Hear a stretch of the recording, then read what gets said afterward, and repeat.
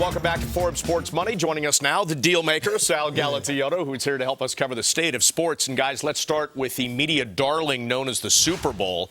NBC loves it. It's showing it this year, and it's getting $3.5 million per 30-second ad. I tell you, guys, I wish I owned the media rights to the Super Bowl. I mean, $3.5 million per 30-second ad, that's $500,000 more than last year you're talking about.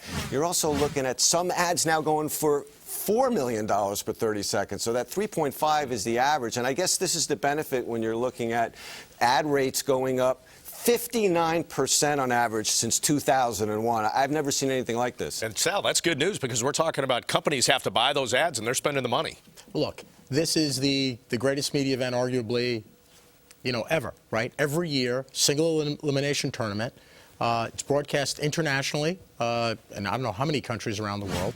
It gets the highest ratings every year. I think 7 of the 10 highest ratings ever for any television program broadcast in the United States have been Super Bowls. It speaks to the power of the NFL, and let's face it, it's become a national holiday. But I want to ask you, how much of this increase do you think is a result of the economy improving a little bit since last year, and how much do you think it's really because of those favorable demographics? I mean, for people who make $100,000 or more, households of $100,000 or more, the rating is like 57%. That's astounding. Is it both? You hit it. It's the demographic you're reaching. If you're an advertiser and you're selling a high-end product, you need to reach a certain demographic. That's what the Super Bowl gives you. The fact that 57% of the people in that demographic are watching that event, it blows every other event out of the water. You need to be an advertiser there. If you're not, it's once a year. You know what's funny is day after, what are people talking about? Not the game, maybe the game-winning touchdown pass. They're talking about what commercial did you like the best? Did you see this one? I didn't like this one. I mean, it's like water cooler talk. Yeah, and you look at the increase in rights fees that all the networks just agreed to is about 70% on average, I think. Does this mean, since the Super Bowl is how the networks recoup what they spend for the NFL rights, does this mean ad rates are going to go up by 67% 3-4 years down the road? I mean, the Super Bowl is almost like Black Friday for some of the networks, right? I mean, yes. I think as long as the ratings stay strong, and especially in those demographics that they're really after, that they're going to drive the price. And I think the price is going to continue to increase. All right, let's move on, guys, and talk about baseball and the Mets. We've talked about the Mets a lot. The limited partners that they're looking for at $20 million apiece are coming in. Is this going to help the team's bottom line, or is this really, Sal, more of a Band-Aid than anything else? This is going to help. They need to get this done. This is something that the team wants to do in order to pay down some debt, and they've already stated that's what they're going to do. We'll see how successful they are. They're talking about raising $100 million, right. And I'm looking at them saying, well, they own Bank of America, a very short-term loan they've got to pay back quickly at $40 million. They own Major League Baseball, I think it's $25 million. They lost supposedly around $70 million this past season. So, to your point, Bob, I view this strictly as a Band-Aid. And I think in 2 years, what I've read is they have $375 million worth of debt coming due. So this is a team with falling attendance and a lot of money due in a couple of years. They're going to have to, I think, raise some more money. And they are talking about at least another $100 million by selling some more 4% stakes. Yeah, they will raise more money in equity. And they're going to actually, they're obviously going to have to do something about restructuring that debt. And I think that's why they've done some of the things they've done strategically. But, there have been reports about the team being near bankruptcy and things like that. I think that those reports are greatly exaggerated. I don't think the team is in that serious financial condition. I think they'll be able to get through this, and look, the more money they raise, the better it is for the team. Bottom line with the Mets, they're going to knock about $50 million off their payroll this year. They've talked about that. Right. But then what's the product going to be on the field? And it sort of cannibalizes itself in a way because you're saving money, but how many people are going to come through the turnstiles? Well, that's the problem, right? You're going to have to see how it affects your other revenue streams. And, look, it hurts the fan base, and the fans are not the happiest people on the face of the earth right now. But let's be honest, when you have a media deal, like a cable rights deal, you're going to get paid whatever your rights fee is, whether the product is good or the product isn't good. And you have to turn this ship around. And turning a team like this around is an oil tanker. It's not a speedboat. So they have to raise equity, restructure the debt, do a bunch of other things if they're going to hold on to the team. Yeah, I think the key, though, is what you mentioned, Bob, is, what type of product will they have? Because attendance last year fell 6%. It fell about 20% the season before that.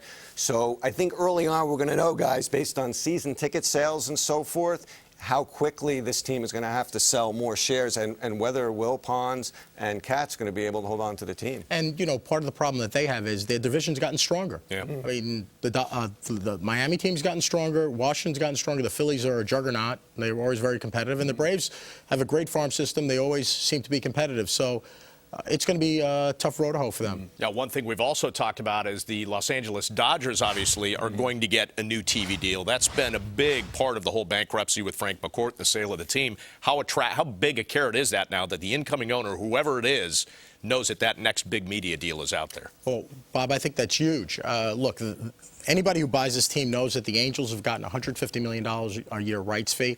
I think that hasn't been officially announced, but in the market, I think everybody knows that. Anybody coming in to buy this team is going to think, okay, I'm going to do better than the Angels. Now, is better $10 million a year better or $50 million a year better? But it's going to be better, and that's a very large rights fee payment.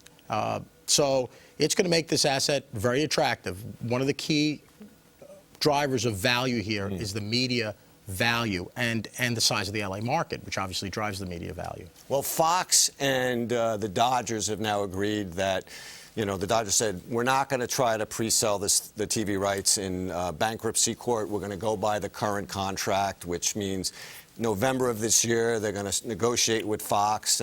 But do you still think that Time Warner at some point is going to come in? Because the Dodgers can take that deal that Fox presents and go to Time Warner. Will Time Warner still come in and increase that bid, knowing that Fox has the right of first refusal? It depends what the bid is, right? At some point, it becomes uneconomic, right? I know that Fox wants the programming. Time Warner wants the programming. That's what you need to get an auction Time going, Warner got the right? Dodgers. I mean, the Lakers, so they want to build a right. sports show. On the other hand, you could argue that since they have the Lakers, they don't need the Dodgers programming as much as Fox does. So we'll see what happens. Look, these are two very large media companies, very savvy. I find it difficult to believe that they're going to pay more than they think this is worth. They're going to get it done at the right price. Let's put them on the spot. How much more, if you think more, would this TV deal be worth than what the Angels got, assuming the Angels got that $150 million a year? Sicilians don't even give that stuff in front of Congress. I'm not going to say it in front of a TV audience, so I'm not bidding against myself. I'm sorry. Nice try, though. Appreciate the insight, as always, with the things you tell us and the things you don't tell us.